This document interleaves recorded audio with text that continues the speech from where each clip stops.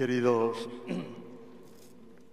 cardenales, don Antonio Rouco, cardenal arzobispo emérito de Madrid, querido don Aquilino Bocos, obispo emérito de Ciudad Real, don Antonio, queridos obispos auxiliares de Madrid, don Santos, don Jesús, don Juan Antonio y don José.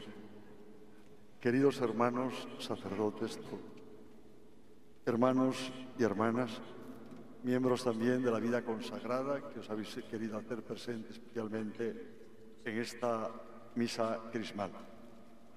Gracias a todos por vuestra presencia en la que el obispo celebra con su presbiterio, consagra el Santo Crisma y bendice los demás óleos. Con todo ello, la Iglesia quiere que se exprese la manifestación de la comunión de los presbíteros con su propio obispo. Muchas gracias, queridos sacerdotes, que trabajáis en tareas diferentes, pero todas para llevar a cabo la misión de la Iglesia. Me vais a permitir, como lo hice otros años, que me dirija, hermanos todos, muy especialmente a los sacerdotes que trabajan en esta evangelización directa, representando a Jesucristo. Os invito a retrotraernos, queridos hermanos sacerdotes, y vivir ese momento único cuando el Señor se sentó a la mesa y los apóstoles con él y les dijo: ardientemente he deseado comer esta Pascua con vosotros. Tenía ganas de estar con vosotros. Os he visto en circunstancias muy diferentes en las reuniones que hemos tenido los presbíteros por vicarías, con los miembros de la vida consagrada también por vicarías y en algunas de las reuniones de los arciprestados donde he podido asistir. Por otra parte, está teniendo lugar la visita pastoral que habría en todas las vicarías y que en mi nombre están realizando los obispos auxiliares en varias de ellas y que, si Dios quiere, clausuraré.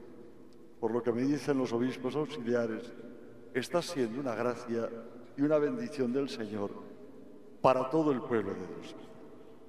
Después de haber escuchado la palabra de Dios en esta misa crismal, sencillamente quiero subrayar algunos aspectos de nuestro ministerio que hoy, a mi modo de ver, adquieren especial importancia.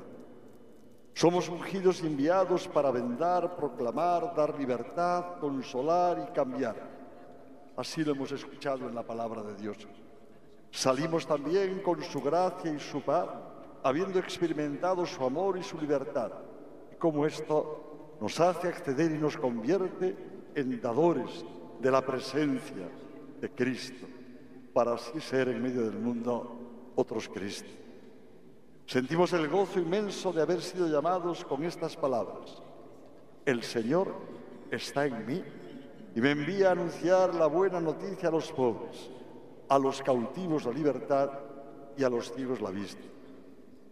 Pero tenemos que preguntarnos: Señor, ¿cómo hacerlo hoy aquí y ahora en Madrid, en esta archidiócesis grande, con muchas complejidades, en situaciones muy diferentes? ¿Cómo hacerlo viviendo la comunión como elemento sustentador de nuestra misión? ¿Cómo hacerlo como hermanos? Lo he rezado y he tenido muy en cuenta muchas de las cuestiones que han surgido en las reuniones que hemos mantenido en este curso por vicarías y en encuentros también con religiosos, con laicos, con jóvenes procedentes de zonas muy diferentes. Y os propongo tres aspectos que a mí me parece que son esenciales. En primer lugar, nunca perdamos la esperanza. Hay momentos en los que tenemos la tentación de caer en la queja y en la insatisfacción, que se puede convertir en aposento del diablo y en ocasión para que esté siempre la desesperanza y el fracaso. No lo consintamos. Que hondura alcanza nuestro corazón cuando vemos a un pueblo entusiasmado, alegre, sin miedos y lleno de esperanza, como lo hemos visto estos días en las lecturas de esta Cuaresma, sobre todo también en el oficio de lecturas. creyendo a Moisés para salir de Egipto el pueblo de Israel.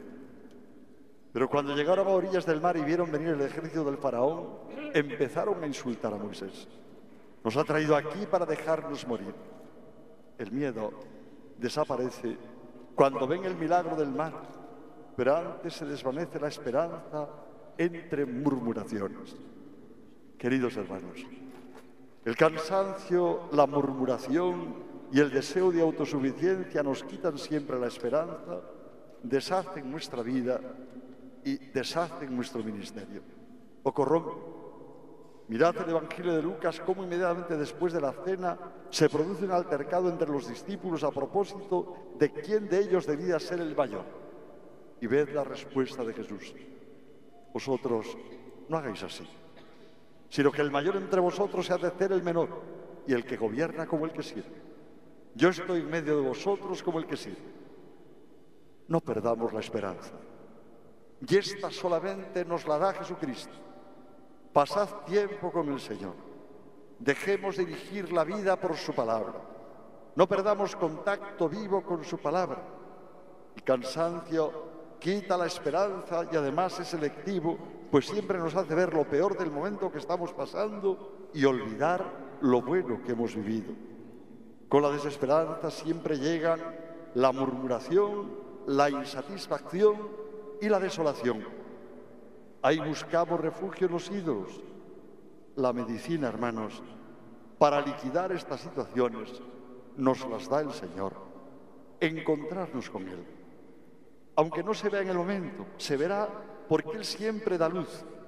Ya nos lo dice Él: estad pues despiertos en todo tiempo, pidiendo que podáis escapar de todo lo que está por suceder y manteneos en pie ante el Hijo del Hombre. En segundo lugar, no solamente no perdamos la esperanza, sintamos con la Iglesia. Os invito con fuerza a sentir con la Iglesia. Como recuerda el Papa Francisco en muchas ocasiones, San Ignacio propone las reglas para sentir con la Iglesia, busca ayudar a quien hace los ejercicios a superar cualquier tipo de falsas dicotomías o antagonismos que reduzcan la vida del espíritu a la habitual tentación de acomodar la palabra de Dios al propio interés personal.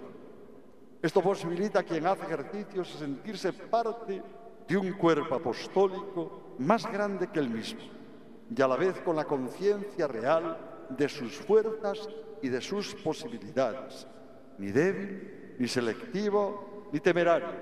Sentirse parte del todo, que será siempre más que la suma de las partes, y sentir y vivir que está hermanado por una presencia que siempre, siempre lo va a superar. ¿Qué quiero decir cuando os hablo de sentir con la Iglesia? Se trata en primer lugar de amarla como madre que nos engendró en la fe y nos hace sentirnos miembros y parte de ella. Pero hay que amarla sabiendo que tiene sabor a pueblo de Dios, que nos lleva a abrazar con pasión, dedicación y estudio todo el aporte y la renovación que la Iglesia nos va entregando. El Concilio Vaticano II nos lo propone y todo el magisterio de los papas posteriores nos lo han regalado. Aquí encontraremos la mano segura para sentir con la Iglesia. Iluminados por este horizonte eclesial, contemplaremos la Iglesia, pueblo de Dios, viendo que el Señor no quiso salvarnos aisladamente y sin conexión, sino que quiso constituir un pueblo que lo confesara en verdad y lo sirviere santamente, tal y como nos dice la Constitución Lumen Gentium. Por eso, para buscar y encontrarse con el Señor, nosotros, pastores, debemos aprender y a escuchar los latidos del pueblo, es decir, percibir el latido del corazón de los hombres y mujeres de hoy, hasta quedar impregnados de sus alegrías y esperanzas, de sus astrezas y sus angustias, como nos dice la Constitución Gaudium et Spes. Escudriñar todo desde la palabra de Dios, como nos indica la Constitución de Verbum. Hay que escuchar al pueblo que se nos ha confiado, hasta respirar y descubrir a través de él la voluntad de Dios que nos llama y hacerlo sin dicotomías ni antagonismos, ya que solamente el amor de Dios es capaz de entregar e integrar todos nuestros amores en un mismo sentir y en un mismo mirar. En segundo lugar, hemos de llevar en las entrañas, para sentir con la Iglesia, la kénosis de Cristo, para descubrir su presencia en la historia. No la podemos callar, ya que es Él el camino, la verdad y la vida. Hemos de vivir sabiendo que Dios salva en la historia, en la vida de cada hombre, y allí nos sale a ese encuentro. Nunca tengamos miedo de tocar las heridas y los sufrimientos de la gente, porque han de ser nuestras heridas. El corazón del pastor se ha de dejar tocar y conmover por las vidas dolidas y amenazadas, que esto marque el uso del tiempo, del dinero y de la forma de rezar también. Y en tercer lugar, sentir con la Iglesia se trata de sentir con Cristo. Sin este sentir, nuestras palabras, nuestras reuniones, encuentros, escritos, serán signos de una fe que no supo acompañar la kénosis de Cristo. Nuestra vida de pastores no es la de un administrador de recursos humanos. No gestionamos personas ni organizaciones. Hemos de sentir y dar el amor de padres, de amigos y de hermanos. Yo a mí mismo me pregunto, ¿cuánto me afecta a mí la vida de mi sacerdote? ¿Me dejo impactar por lo que vive, por sus dolores? ¿Festejo sus alegrías? ¿Entrego mi vida entera a la causa del Evangelio o guardo la vida para otras causas? Recuerda aquí unas palabras del Papa Benedicto XVI al inicio mismo de su pontificado, dirigiéndose a los obispos de su tierra de Alemania. Cristo no nos ha prometido una vida cómoda. Quien busca la comodidad con Él se ha equivocado de camino. Él muestra la senda que lleva a cosas grandes, hacia el bien, hacia una vida humana auténtica. Sé que tengo que crecer en la capacidad de dejarme incomodar por vosotros los sacerdotes, e incluso de ser vulnerable ante vosotros. Sé que el pastor debe mirar vuestras vidas y no ser un administrador que pide cuentas solamente.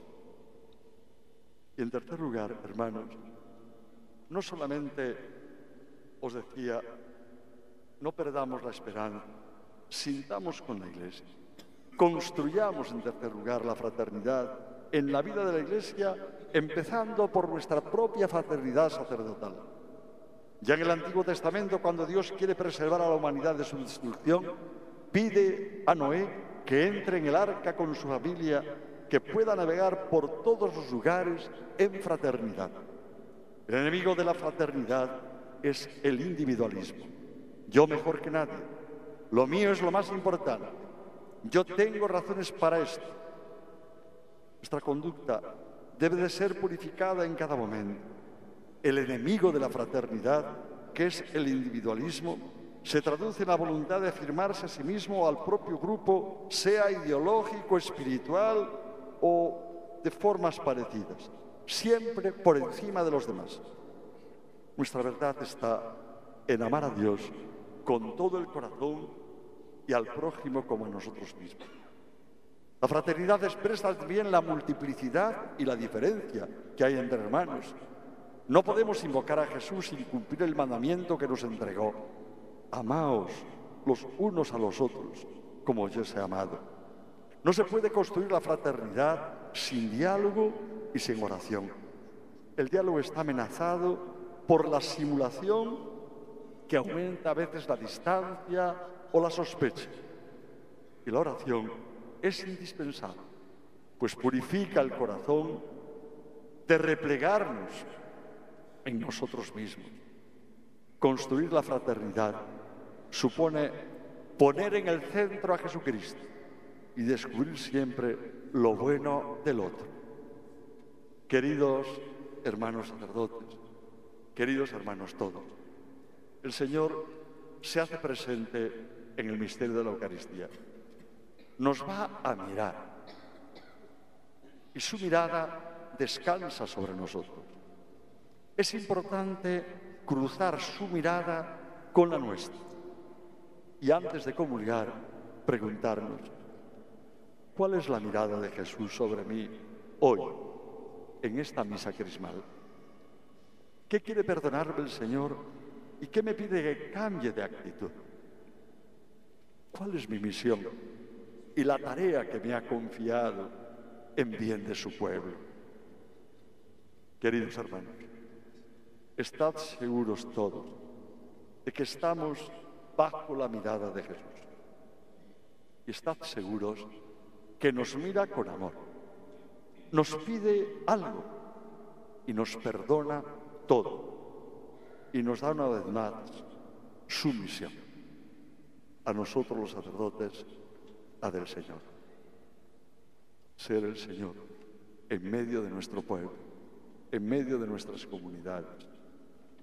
A vosotros todos, queridos hermanos, manifestad también ese amor de Dios entre vosotros, a todos los hombres, y la consideración singular a quienes tienen que vivir el ministerio sacerdotal. Amén.